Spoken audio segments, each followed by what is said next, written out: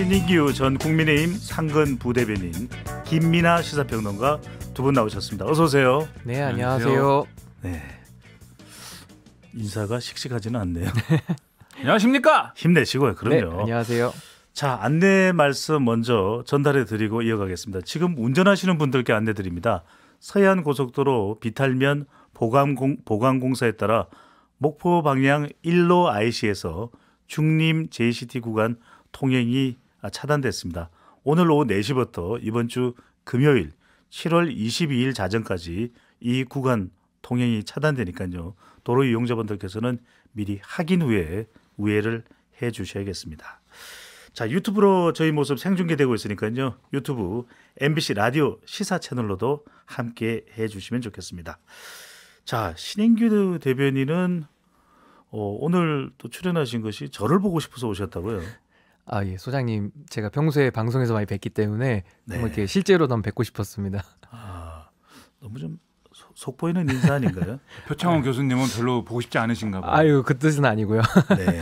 네, 표 진행자께서 의문의 일피를 당하시면 안 되는데. 자, 아닙니다. 네. 신민규 대변인부터 오늘 어떤 이슈 내용 가져오셨습니까? 예, 제가 오늘 가져온 이슈는요, 네. 윤석열 대통령의 어제 발언이었는데요. 스타 플레이어가 나와야 성공한 조직이다, 이렇게 말씀을 하셨습니다. 그러고 나서 이제 오늘도 도어 스태핑에서 이제 부연 설명을 하면서 네. 이제 검찰에서 근무할 당시에 이제 그런 조직 운영론에 대해서도 오늘 또 반복적으로 설명을 했는데요. 아무래도 지금 정부가 새로 출범하고 나서 지금 지지율이 좀 많이 떨어지고 있는 상황 속에서 네. 나름의 좀 이렇게 극약 처방을 좀 꺼내 든 것 같은데, 아무래도 그 권력 분산이라는 것이 사실은 굉장히 중요한 이슈 아니었습니까? 네. 그래서 청와대도 슬림화한다, 이런 것들이 있었는데 그거에 좀 연장선상 속에서 지금 정부 초기에 이 흔들리는 지지율을 좀 더 높이기 위해서는 이제 권한 배분 내지는 그런 장관들이 각자의 역할과 기능을 좀 더 충실하게 해서 국민들로부터 직접 인정을 받아야 된다, 이런 취지인 것 같거든요. 그래서 상당히 좀 바람직한 움직임이다, 전 이렇게 평가하고 싶습니다. 네, 지지율이 낮아지는 것에 대해서 또 반전 시도로도 볼 수 있다는 말씀을 해주셨는데, 윤석열 대통령이 국무회의에서 장관들에게 대통령이 안 보인다, 이런 말이 나와도 좋다, 스타 장관들이 많이 나왔으면 좋겠다라고 했는데, 신 부대변인 보시기에는 윤 대통령의 메시지 어떻게 개인적으로 평가하세요? 일단은 지금 사실 초기에 그 도어 스태핑이라는 것을 하면서 저는 이거 역대 대통령 중에 누구도 시도하지 못했던 상당히 네. 저는 혁신적인 방안으로 국민들과의 소통을 강조를 했다고 저는 생각을 합니다. 또 높은 평가도 있었던 것도 사실인데요. 사실 이게 이제 허니문 기간이 좀 끝나가고 또 여러 네. 가지 좀 난처한 질문들도 나오면서 거기에 대한 좀 대응 방식, 좀 이런 것들이 좀 엇나간 부분도 분명히 또 있었습니다. 그러면서 또 어떻게 보면은 윤석열 대통령 개인 내지는 배우자 이제 김건희 영부인에 대해서 관심이 좀 집중되면서 정부에서 어떤 어젠다를 꺼내려고 해도 그게 좀 부각이 더 안 되는 겁니다. 그래서 대통령만 보이고 오히려 심지어는 청와대에 있는 참모들조차도 더 보이지 않는다, 이런 평가도 많이 있었던 게 사실이거든요. 그래서 그런 면에서 지금은 이제 좀 정부의 이런 위기를 수습하고 좀 더 아젠다 중심으로 이제 세팅을 하기 위해서는 내각 중심으로 좀 해야 될 네. 것이고, 그 내각을 책임지는 장관들이 될 수 있으면 스타가 되면 좋겠죠. 근데 저는 거기서 조금 염려가 되는 것은 현재 스타로 여겨지는 분들 중에 대통령과 가까운 분들은 저는 스타가 되면 안 된다고 생각을 합니다. 그런 사람이 누굴까요? 예를 들면 이제 한동훈 장관이라든지 이상민 장관 같은 분들은 저는 스타가 되면은 조금은 곤란할 것 같고, 윤석열 대통령이 시정연설에서 국회 가서 국민들한테 약속한 3대 개혁이 있거든요. 네. 교육개혁, 연금개혁, 노동개혁 말씀하셨는데, 그런 주무부처 장관들이라든지 지금 또 경제가 어렵지 않습니까? 그렇다면 오히려 산자부나 국토부 내지는 중소벤처기업부 이런 쪽 장관님들이 좀 더 스타로 등용이 되면은 정부에 도움이 되지 않을까, 저는 그렇게 생각합니다. 이게 지금 말씀하셨듯이 도어 스태핑이라든가 이런 네. 국민들하고의 소통을 강화해야 되겠다라는 마음은 역대 대통령들도 다 갖고 있었는데, 도어 스태핑을 안 한 이유가 있는 거죠. 네. 근데 윤석열 대통령도 안 한 이유 때문에, 그러니까 도어 스태핑을 역대 대통령들이 안 했던 그 이유 때문에 지금 상당한 리스크를 안고 하고 있는 건데, 네. 저는 그럼에도 불구하고 이제 신 대변인이 말씀하신 것처럼 긍정적인 요인이 분명히 있다고 생각을 해요. 근데 이걸 이 얘기를 왜 하냐면은 좀 내각 중심으로 장관에게 권한을 좀 충분히 쥐어주고, 그러한 뭐 책임 장관제 이런 것들을 하겠다라고 사실 약속한 역대 대통령도 있었습니다. 근데 약속을 잘 지키지 못했어요. 그것도 이유가 있는 거거든요. 왜냐하면 어떤 위기의 상황 이런 게 돼가지고 대통령 지지율이 떨어지고 막 이러면은 그러면 장관이든지 참모들인지 나서서 좀 이런 문제들을 좀 보완할 수 있도록 대통령은 뒤로 좀 빠지고 좀 참모와 장관들이 앞에 나섰으면 좋겠다 이렇게 얘기를 하지만 분위기 좋을 때는 또 장관이나 총리가 생색낼 수 있는 문제까지 다 대통령 청와대가 다 갖고 가서 이 지지율 올리는 데서 써먹기도 하고 뭐 이랬거든요, 사실. 예. 그래서 이게 이런 이제 언급, 이런 이 대통령의 구상이 또 실질화되고 현실화되려면은 그런 상황에 맞춘 어떤 상황 논리가 아니라 어떤 분명한 어떤 철학을 가지고 이 분명한 책임 장관제라는 거에 대한 효용이나 이런 것들을 공유를 하면서 네. 여당도 여기에 호응하면서 이렇게 가야 되기 때문에 설득을 더 잘해야 되고 갈 길이 사실 이 상당히 좀 멀다 아직은 네. 뭐 그런 생각을 하고 있습니다. 김민하 평론 같은 분이 대통령실을 갔어야 되지 않을까요? 제가요? 그러면 이제 또 자꾸 그러지 마세요. 네. 곤란하게 왜 그러십니까? 또 논란 벌어집니다. 그러면. 스타 장관이 되기 위해서는 잠깐 생색내기는 안 된다는 이야기를 했는데 신인 부대변인이 보시기에는 어떻게 해야 될까요? 어떻게 해야 스타 장관이 나올 수가 있을까요?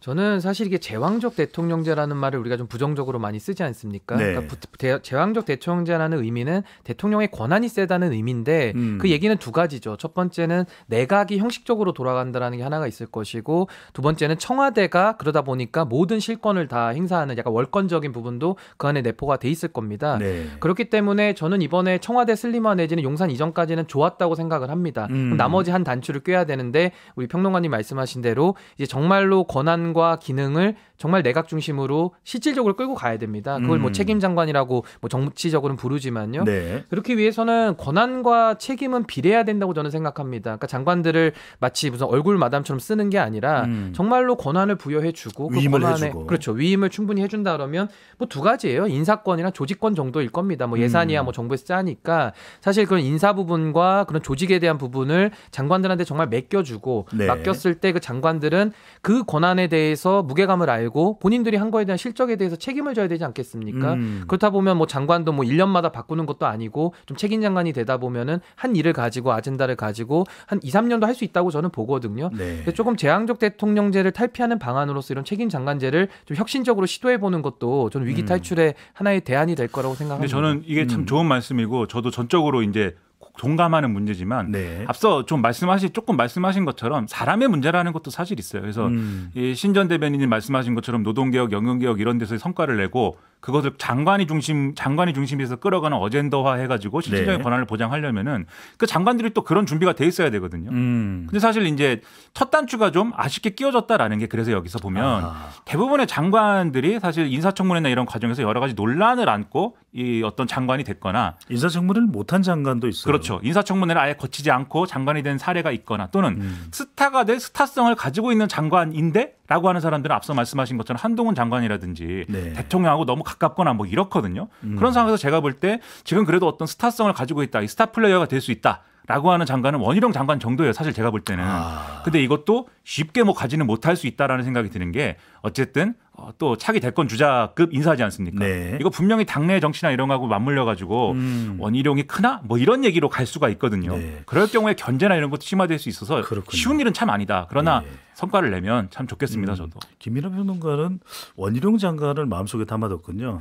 아닙니다. 네. 그런 건 아닌데 네. 저한테 왜 그러십니까? 알겠습니다. 신 부대변인 보시기에는 그런데 너도 나도 할 거 없이 윤 대통령으로부터 사랑을 받겠다, 스타가 되겠다. 이래도 좀 문제가 생길 거 아닌가요?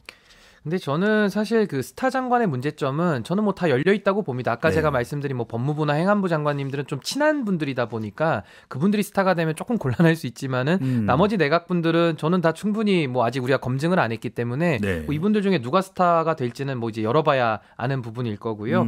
저는 이제 사실 우려되는 부분 중에 이제 스타 장관들에 대해 주문을 했고 또 네. 언론에 대한 대응도 더 강화하라고 했습니다. 그래서 이제 오늘 그 시작으로서 대통령실에 있는 수석들도 이제 나와서 언론에서 적극적인 브리핑을 경쟁을 하기로 했는데요.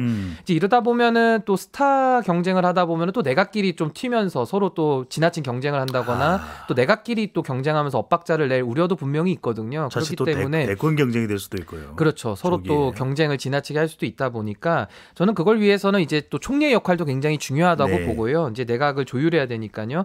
특히 강조하고 싶은 것은 대통령실에 정말 정무 라인을 저는 좀 더 보강을 해야 된다고 생각을 합니다. 정무 라인이 어떻게 보면은 당과 내각과의 그런 소통을 당정대의 소통을 좀 주무 네. 역할로 하기 때문에 저는 그런 정무 라인을 좀 더 보강을 해서 좀 이런 스타 장관들도 잘 이렇게 조율할 수 있다 그러면은 전 되게 좋은 방안이 될 것 같습니다. 알겠습니다. 자, 이른바 스타 장관 탄생 가능할까? 좋은 시도일까? 관련 이야기 나눠봤고요. 김민하 평론가 오늘의 인물 누굽니까? 이준석과 권성동, 이준석 대표하고 권성동 원내대표에 대해서 얘기를 하겠습니다. 네, 당대표와 당대표 직무 대행이군요. 좀 미묘하죠. 당대표가 없는 것도 아니고 있긴 있는데 그런데 네. 당대표가 당대표 역할을 할 수 없는 상황이어서 또 직무대행을 원내대표가 하고 좀 어렵습니다. 이게. 재밌는 사진을 봤어요. 이준석 대표가 지금 전국 투어를 하고 있는데 강원도에 가서 김진태 지사를 만나고 닭갈비를 흡입했다. 네. 흡입. 닭갈비. 입맛이 돕니다. 닭갈비 하면 또 춘천 아닙니까? 그렇죠. 입맛이 돌지 않습니까? 네. 저녁 때 시간 말고요. 네. 자, 어떤 의미입니까?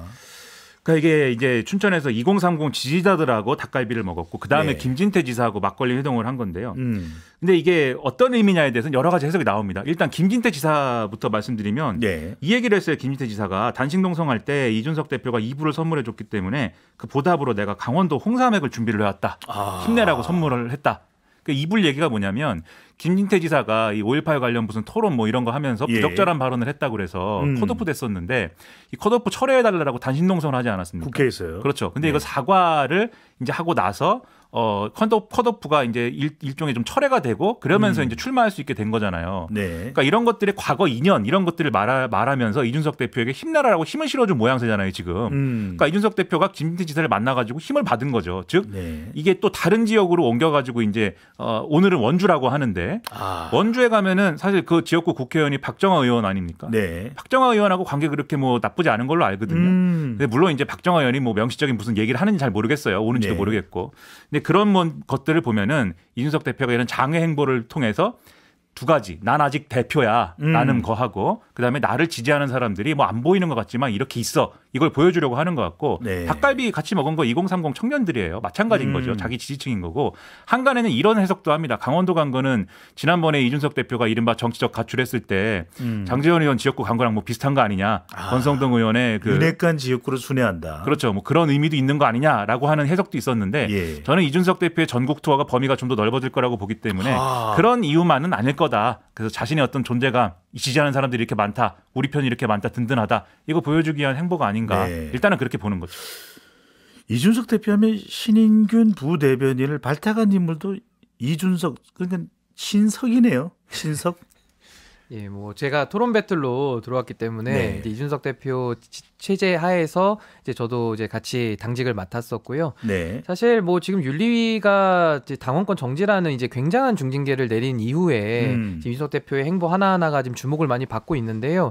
지금 하나 특기할 만한 사정은 어떤 그런 메시지를 과거처럼 많이 내지는 않습니다. 메시지를 네. 많이 내지는 않고 뭐 예를 들면 오보가 나갔을 때 거기에 대해서 좀 바로잡는 정도만 내고 있고 이제 당원 가입을 좀 많이 해달라는 지금 메시지는 일관되게 내고 있습니다. 예. 그리고 뭐 부산에서도 이렇게 뭐 광안리에서 사람들 모여서 같이 이렇게 뭐 대화도 나누고 이제 청년들과 뭐 그런 당의 개혁에 대해서도 얘기를 나눴다고 광폭 하고요. 행보예요. 네. 그렇습니다. 그리고 지금 뭐 이준석 대표의 인기는 뭐 당원권 정지를 받았습니다만은 상당히 좀 인기는 더 올라가는 것 같아 보입니다. 뭐 여론조사 결과도 보면은 뭐 여러 가지 지금 그 타기 당권에 누가 더 적합하냐고 물었을 때 네. 이준석 대표가 지금 가장 앞서 나가는 걸로 지금 나오고는 있거든요. 그래서 이런 것들을 좀 종합해서 봤을 때 이준석 대표가 앞으로도 계속 그런 당원들과의 직접적인 만남들을 좀 더 네. 강화할 것 같고요. 아까 네. 말씀하신 대로 뭐 윤핵관의 지역을 돌아다닌다고 해석할 수도 있겠습니다만은 그냥 지방 행보를 한다. 뭐 하방해서 지역의 여러 가지 네. 지역들을 어떤 두루두루 의미든 다니면서 간에. 네. 예, 근데 그러다 보면 이제 다 저희 지역구들이 다 소위 말하는 친윤 그룹들의 의원들의 지역구들이 다 넓게 형성됐기 때문에 이제 알겠습니다. 정치적으로 그렇게 해석이 될 수는 있겠죠. 근데 이제- 김민하 평론가 보기에 이 질문을 드려야 될 것 같아요. 김성태 염동열 전 의원은 당원권 정지 3개월이거든. 네. 그런데 이준석 대표 지금 전국 투어하면서 아니 난 왜 6개월이야? 이건 어떤가요?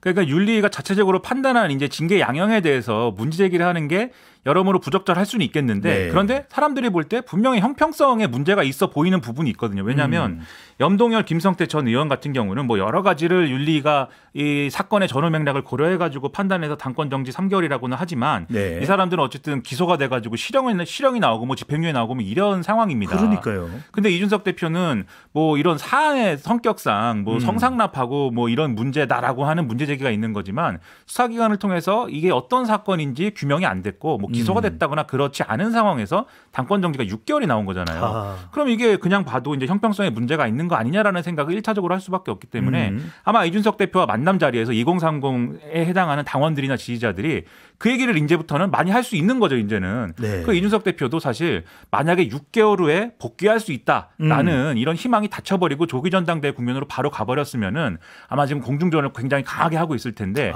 그러지 않고 지금 지상전으로 돌입해서 이런 행보하고 있는 거는 결국 윤리의 결정이나 이런 것들이 명분이 없다라는 그런 주장은 이미 할 수 있는 상황이고 그렇군요. 그런 걸 갖고 혹시 6개월 후에 복귀할 수 있는 조건이 마련이 되면은 그때 가서 불리할 게 없다라고 보고 그 이유를 준비하는 거거든요. 그런데. 다만 이렇게 보면 이런 상황이라면 지금 키를 쥐고 있는 건 누구냐? 경찰이죠. 곧 그러면 수사 결과가 어떻게 나오느냐에 따라서 이준석 대표의 이런 행보가 힘을 받을 수도 있고 꺾일 수도 있는 거여서 네. 경찰 참 중요한 일을 하고 있구나. 6개월 내에 경찰 수사 결과가 어떻게 나올지 궁금해지는데 그런데 이준석 대표가 나갔다면 이른바 친윤, 윤핵관 똘똘 뭉쳐야 되는데 권성동, 장제원 형제의 난 이건 뭡니까?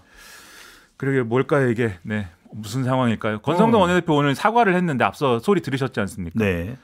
사적 채용. 그렇죠. 이 페이스북에 이렇게 썼어요. 그 이른바 사적 채용 문제에 대해서 국민께 제대로 설명드리는 게 우선이었는데 저의 표현으로 논란이 커진 것은 전적으로 저의 불찰이다. 이렇게 사과를 했는데 그러면서 이렇게 강조를 했습니다. 이게 비서실 이 별정직 채용이라는 거는 일반 공무원 채용하고는 본질적으로 다르기 때문에 채용 자체가 문제는 아니다라는 취지예요. 그러니까 네. 채용엔 문제가 없는데 설명을 내가 잘못했다. 이거지 않습니까? 근데 이게 제가 여기서 이제 좀 포인트가 보이는 게 뭐냐면 장제원 의원이 지적한 그대로거든요. 이게 장제원 의원이 권성동 원내대표에 대해서 이렇게 지적을 했어요. 네. 이게 인사가 이렇게 될 수 있는데 권성동 원내대표 표현이 너무 거칠다. 그 거친 표현들 때문에 그런 태도 때문에 국민들이 문제 제기하는 거 아니냐. 이렇게 보면은 이게 권성동 원내대표 입장에서 이런 사과문을 냈지만 과연 장제원 의원이 지적한 바대로 내가 그럼 장제원 의원 말을 듣는 그런 사람이다라는 것처럼 보이게 하는 그런 효과에 대해서 흡족할 것이냐 아닐 거지 않습니까? 네. 그리고 이게 뭔가 두 사람이 앞으로 갈 길이 다를 거다라고들 얘기를 하기 때문에 두 사람 사이는 점점 벌어져 가는 거 아니냐 이런 색이 나오는 거거든요. 그럼 이게 이준석 대표의 균형 이런 것들이 앞으로 어떻게 될 것이냐는 초미의 관심사가 되는 거죠. 더 복잡해지네요. 신 부대변인 보시기에는 형제의 난, 권성동, 장제원 의원 일단 사적 채용 논란도 있었고 권 직무대행이 좀 밀렸다. 이렇게 봐야 될까요? 어떻게 풀어가야 될까요? 근데 사실 그 뭐 권장 그 요즘 권장 얘기 많이 부르던데 네. 이제 권성동 직무대행하고 사실 장제원 의원하고 대학도 같이 나왔고 그러네요. 네, 서로 이제 그 오랜 세월 정치를 같이 했습니다. 그러니까 MB 대통령 때부터 정치를 시작했기 때문에 상당히 좀 친한 관계로 알려져 있고 말 그대로 형제네요. 예, 그렇죠. 예, 그렇게 친한 사이로 알려져 있는데 최근의 모습은 사실 국민들 눈높이에서 봤을 때는 상당히 조금 눈살을 찌푸리는 그런 장면들이 몇 개 있었습니다. 그러니까 예를 들면 당내에서 사실 이준석 대표의 그 윤리 징계에 대한 당부도 상당히 당의 내용이 있었는데 네. 그 이후에 바로 마치 권력투쟁에 들어가는 것처럼 모습을 보이면서 불화설이 나오니까 그 불화설이 없다라고 나와서 기자들 앞에서 인정하는 모양 자체가 불화가 있으니까 나와서 저렇게 점심을 그렇죠. 먹고 보여주는 거 아니냐라는 오히려 그런 해석의 빌미를 또 줬거든요. 문제가 없다는 게 문제가 있으니까 나와서 그렇죠. 기자들 앞에서 문제가 없다. 이렇게 이야기하는 거네요. 그러니까 그 모습 자체가 오히려 불화를 더 증명해 주는 거 아니냐가 첫 번째고 또 하나는 뭐 한 번 형제는 영원한 형제다 뭐 이런 멘트들이 뭐 사실 이제 친하면 할 수 있는 말들인데 네. 그거 개인적으로 충분히 할 수 있을 만큼의 친분이 있는 분들이신데 이거 이제 공개적으로서 이제 그렇게 하다 보니까 국민들은 굉장히 의아한 것이죠. 그래서 그런 부분이 있었는데 앞으로도 이제 오늘 장제원 의원이 그 인터뷰에서 이제 더 이상 뭐 이런 체제에 대한 문제는 끝났다. 이미 의원총회에서 직무대행 체제를 추인했기 때문에 이제 더 이상의 갈등은 없을 걸로 보입니다. 근데 알겠습니다. 그렇게 끝나는 거냐는 좀 의문인 게 왜냐하면 권성동 원내대표 이런 좀 불분명한 사과 왜 했느냐. 결국 네. 권성동 직무대행 체제 장기화되는 거 옳으냐라는 알겠습니다. 논란으로 갈 수 있기 때문이거든요. 근데 네. 장제원 의원은 이렇게 정리했지만 김기현 의원이 동의 안 하는 것 같아요. 예. 조기전당대회 얘기 자꾸 하는데 지켜볼 문제라고 없어서. 봅니다. 네. 네. 신이 형한테 오늘 전화라도 좀 해야 되겠군요. 3인칭 시사지점 신인규 국민의힘 상근 부대변인 김민아 시사평론가와 함께했습니다. 오늘 말씀 감사합니다. 고맙습니다. 네, 감사합니다. 평일 저녁 6시 5분에 여러분을 찾아갑니다. MBC 라디오 표창원의 뉴스 하이킥.